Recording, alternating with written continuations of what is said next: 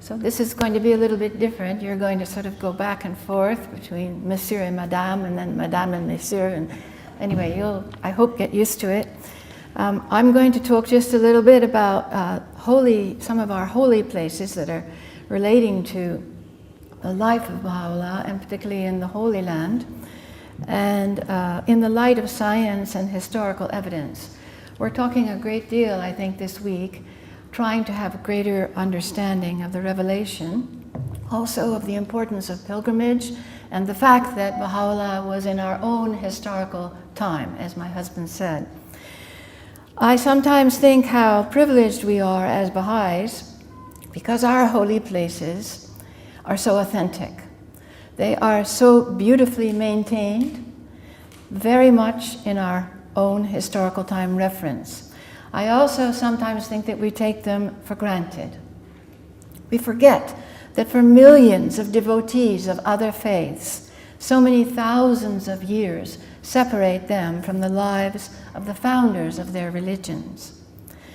So even though we may not realize it, not only is there excellent maintenance of our holy places at the World Center, but also research is regularly going on just to make sure that they are as authentic as possible. In itself, this is one factor that illustrates the concept of the need for science and religion going hand in hand. And there are really only 200 years of history that separate us from the birth of the founder of our faith, 1817 to 2017. As mentioned by my husband earlier, the idea that the Baha'u'llah was the first manifestation of God to live in the time of the printing press. Thus, of course, not only the physical sites are maintained, but his written work also. We are living so close to the time of revelation that we can visit these holy spots, where events with which we're familiar from studying the history of the faith took place. And visiting these sites presents such a unique opportunity for all of us, for our youth and for our junior youth, to confirm our faith, to walk in the very footsteps of these holy ones. I remember meeting a number of these young people who would come to the World Center on pilgrimage. They came so well prepared. They'd made booklets, they'd colored pictures, they'd studied stories, they were already familiar with the places they were going to visit. And a number of them would say that when they went back, they were going to make reports to their school. Now, what could be better to confirm them in their faith and their identity as Baha'is and help their fellow students to understand why they were not present on holy days? So today I'm just going to talk about two of the stories that are connected with some of these holy places and their restoration to illustrate this extraordinary care that's being taken of these holy places. So there's a very important principle about the preservation of holy places that is actually written by Abdu'l-Baha in 1903. It's a reference of how to preserve the holy places. And he addressed this letter to the relatives of the Bab, who were responsible for carrying out repairs to the latter's house in Shiraz.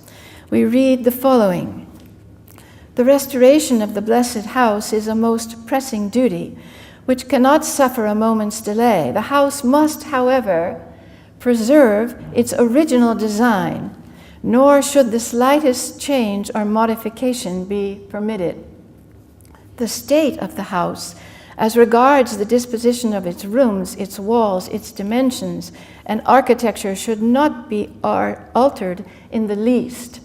The aim is not to embellish, but to preserve the precise state and condition prevailing in that blessed abode at the time when the exalted beauty, the primal point, was dwelling therein." So we have this authentic guidance from Abdu'l-Baha way back about how this preservation of these holy places should be. He concludes by saying, "Bear ever in mind that the purpose is to preserve the original design from alteration, and that the same holdeth true for the ornamentation, doors, and other dependencies. So this guidance, of course, is extremely important for what's going on in the Holy Land. And we can try and understand better some of these stories, because we're going to all need to be practicing them in order to share them at this time of the bicentenaries. Perhaps you are aware, most of you are probably aware of the fact that there will be a film that will be coming out, and I think we're all just so anxious to see what this film will be and what it will be all about, what will be in it, how it's going to assist us. And the House of Justice has even told us that we are supposed to put on screenings. And when we put on screenings for our friends, there are 3 things we are supposed to do. And this connects to this important thing of knowing the stories of the life of Baha'u'llah. The first thing is that we should be able to stimulate conversations about the person of Baha'u'llah, about how he was willing to bear extraordinary hardship so that humankind might be rescued from its confusion and suffering. And thirdly, about how he now inspires the efforts of millions of people who derive from his teachings inner strength and spiritual direction of their lives.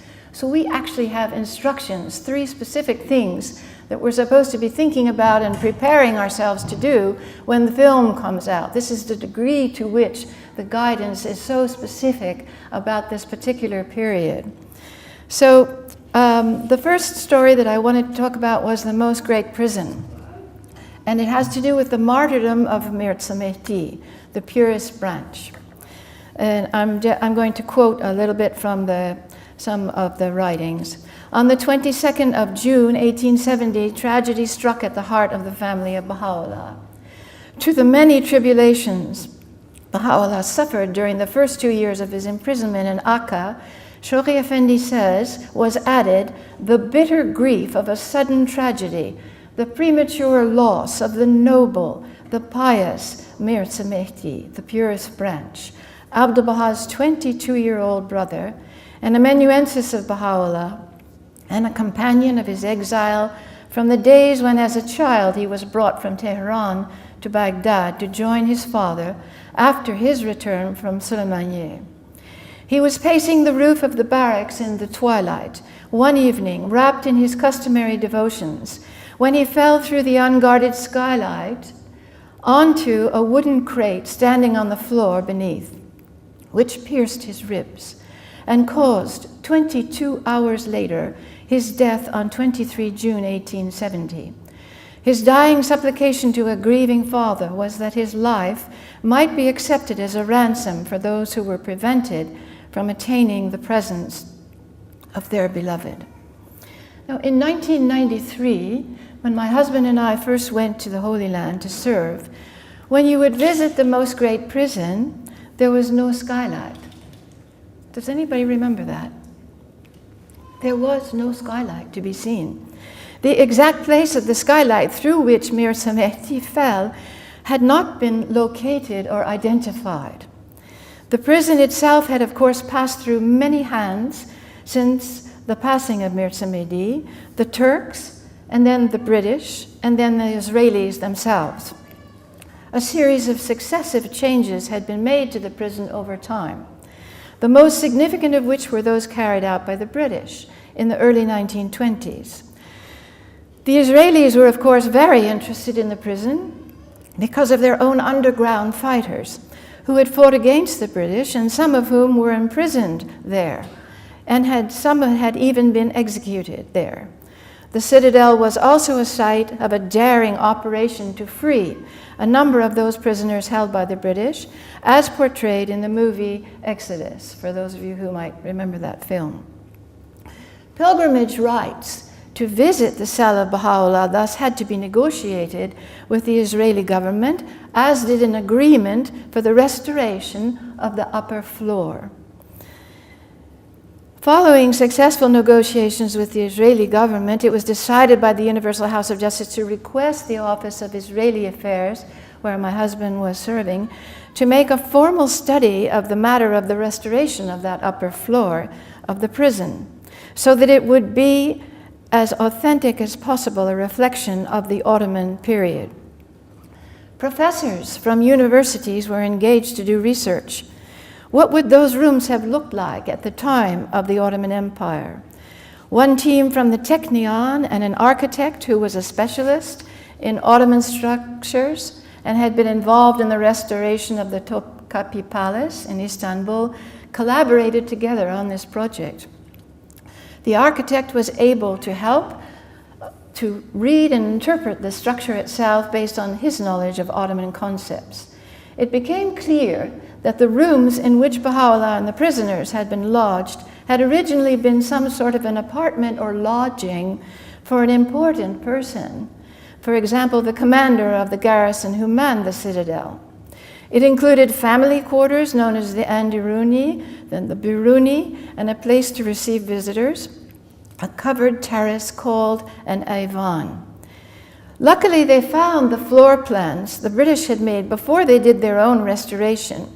In addition, naturally, they carefully reviewed all the available written Baha'i accounts concerning the tragedy of Mirza Mehdi's fall, such as those by the Holy Family's cook, Ashi. The biggest challenge was that of identifying the placement of the skylight itself, as the British had redone the roof, cementing it over completely, and the original 1920 plans they had used were floor plans, but did not show the roof as it had been back before their own changes were made. Then there was a breakthrough. A German Luftwaffe aerial reconnaissance photo from World War I was found. When enhanced, the photo showed a rectangular shadow on the roof of the citadel, just above the Ayvan. The architect confirmed that this was where the Ottomans would have located a skylight. It also matched the family cook's description of Mirza Mehdi's fall. While working in the kitchen, he heard the sound of the fall. And as he rushed out into the main room, Baha'u'llah was coming from the opposite direction, where he had been in the Biruni. In the photo, the shadow was located halfway between the Biruni and the kitchen. As you know, Baha'u'llah associated his son's death with Abraham's intended sacrifice of his son, the crucifixion of Jesus Christ, and the martyrdom of the Imam Hussein. Amazingly enough, when in the process of excavation, as they were carefully removing the all-concrete floor in an effort to find the original flooring, the only place that still had the original flooring was the Ayvan. Thus, when those of you who are fortunate enough to now visit the prison, you will see a small portion of the original floor is there. And that was the floor on which the blood of Mirza Mehdi had been shed. I want to close this story with the words of Baha'u'llah. At this very moment, my son is being washed before my face, after our having sacrificed him in the most great prison. Thereat have the dwellers of the Abha tabernacle wept with a great weeping, and such as have suffered imprisonment with this youth in the path of God, the Lord of the promised day, have lamented. The second story that I want to speak about is the Rizwan Garden. Again, I quote from some of the sources. In the years following the revelation of the Kitabi Aqdas, the attitude of the authorities and the public toward Baha'u'llah, his family, and his followers underwent a gradual but dramatic transformation. Several governors of Akka began to demonstrate openly their respect for Abdu'l-Baha and to seek his counsel. Numerous men of influence traveled to Akka to visit Baha'u'llah. One governor intimated that Baha'u'llah was free to leave Akka whenever he pleased. The citizens of Akka expressed their veneration for him by referring to him as the august leader and His Highness. They attributed the noticeable improvement in the city's climate and water to his presence among them.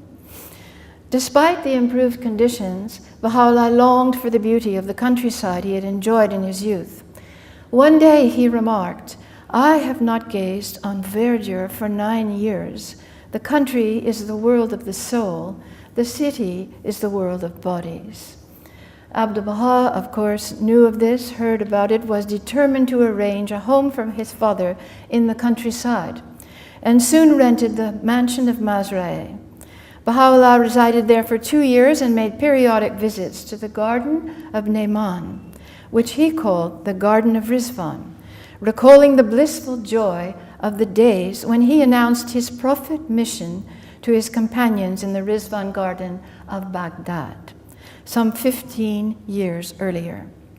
Baha'u'llah also referred to the garden as the New Jerusalem, our verdant isle, and our green island.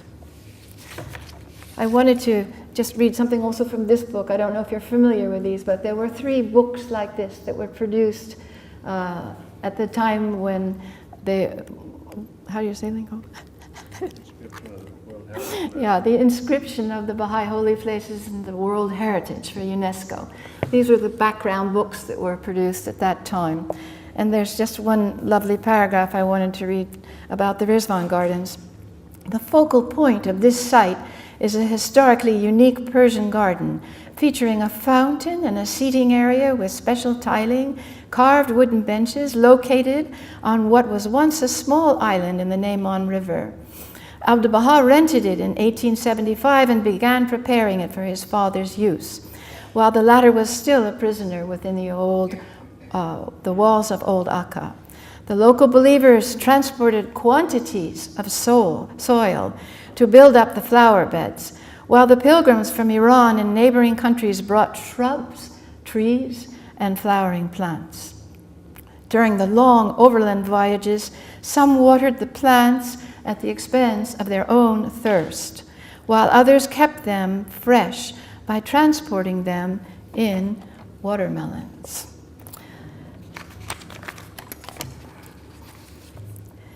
Baha'u'llah's words describe his visit. I chose the same quotation that he did, so you already heard it. On the morning of the Blessed Friday, we proceeded from the mansion and entered the garden. Every tree uttered a word, every leaf sang a melody. The trees proclaimed, "Behold the evidences of God's mercy," and the twin streams recited in the eloquent tongue the sacred verse, "From us all things were made alive." So, how many of you are familiar with this garden? How wonderful. And anybody who isn't yet, I hope you will be. The fountain, the blue bench on which he sat, the avenues of trees that we can still see, the antique water pump operated by a donkey, the water of which irrigated the gardens and furnished water to the fountain, the small house in which Baha'u'llah slept, the extreme simplicity of that room. We knew it had been an island because Baha'u'llah spoke of the twin streams. But again, when we went to the Holy Land, and anybody who went earlier, there was not water. It was not running around that island as it is today. So this was the second sort of small story I wanted to share. There had been the water there, but a public works project during the British Mandate diverted the river away from the area, so for many years there was no water surrounding the island. While we were in the Holy Land, we witnessed a special project that restored the flow of the water around the island. So if you now have the privilege of going on pilgrimage, you will find it more or less as it was in former times. Not only the fountain, but the water is going around. This project consisted of the reconstitution of the island because it once again became surrounded by water, this time in the form of a circulating water system that flows around it. In addition, there was a partial restoration of the flour mills, which had been the original reason for the river to be engineered in the manner that it was in the first place. As the project advanced, it became clear that the island had been artificially created by channels which operated water-driven flour mills. The river had been divided into multiple channels which provided power to operate the mills. At that time, the water would flow around the island, gradually being directed through a series of channels which provided power to operate the mills. So the water would go through and then it would fall onto the horizontal wooden wheels. You're familiar with the process, and that turned the grinding stones and made the flour into grist. With time, those working on that project made the quite amazing discovery that there had been a whole series of mills right there. Not just one or two, but actually 10 or 12, I've forgotten the exact number, but now when you go on pilgrimage, you will be able to see all those little buildings in the back that all had to do with the Rizwan, the river that was flowing around the island. It had been really probably a major industrial complex for the region at the time. Naturally, the Israeli historians also took quite an interest in all of the research that was going on, in the careful way in which the old mills were restored, and of course the river mechanisms made to refunction. All of this became very important for the Israelis, who have great respect for the way the Baha'is are maintaining and in some cases restoring all of these holy places. So I wanted to just make one more reference just to an area of the city of Haifa. When you visit there, it's quite extraordinary, and that is Haparsim Street. Haparsim means, I think, the street of the Persians, and that's what the name is. You have, of course, just on that one street, number 7, the house of the Master. This is, of course, where also the beloved guardian and Amatul Baha'i Khanum were residing all those years. Now, just when we were leaving the Holy Land, in the garage of the house of the Master is a special surprise. If anybody's seen it, been there more recently, it's an old automobile of Abdul Baha, a Cunningham, I believe, from approximately 1919. That was given to him as a gift. It's all been repaired, it's all restored. There's quite a story behind the mechanic who they finally found to fix it up and find the pieces. This is just so typical of the way things work in the Holy Land. The divine assistance is constantly there. It takes tremendous perseverance. I might say that during the 5 or 6 years of solid research and restoration work on the prison, to try and find that skylight, my husband kept on his desk a photo of Mirza Mehdi, and he would beseech him. He said he was in charge of this project, and he had to send down wonderful assistance so that this project could move ahead. Number 10, of course, is the first 10 Haparsim Street across the way. Is from the House of the Master, was the first seat of the Universal House of Justice, 1963 to 1983. Then it became the seat for the International Teaching Center. When the International Teaching Center moved up on the mountain of God, then it now has various departments. Number 4, which you will know, is the old Western Pilgrim House, again beautifully restored. Number 11 is an independent house that is now used to lodge members of the Universal House of Justice. But Abdul Baha's brother lived there. There's a small, beautiful park across from the house of the Master. And of course, that's where Amatul Baha'i Khanum herself is interred. So you can go there for prayers also. There's one other building, which most of us know as the conservatory, which we do not own. It's number 9, but one of Abdul Baha's daughters did live there. So just if you walk up and down that street, that one street, and you think of all the memories, all the things that happened, things that were revealed, the letters that were written by the beloved guardian, all the struggles also with the covenant breakers, the early election of the Universal House of Justice. I mean, it's really quite phenomenal because it covers so much of our history, and it's one street. So I think that I would like to close with a very interesting quote from Abdu'l-Baha, where he speaks about both the physical and spiritual realms of existence. He says, "Some men's lives are solely occupied with the things of this world. Their minds are so circumscribed by exterior manners and traditional interests that they are blind to any other realm of existence, to the spiritual significance of things. Like the animal, they have no thought beyond their own physical well-being. It is true that these necessities must be dispatched. Life is a load which must be carried on while we are on earth. But the care of the lower things of life should not be allowed to monopolize all the thoughts and aspirations of a human being.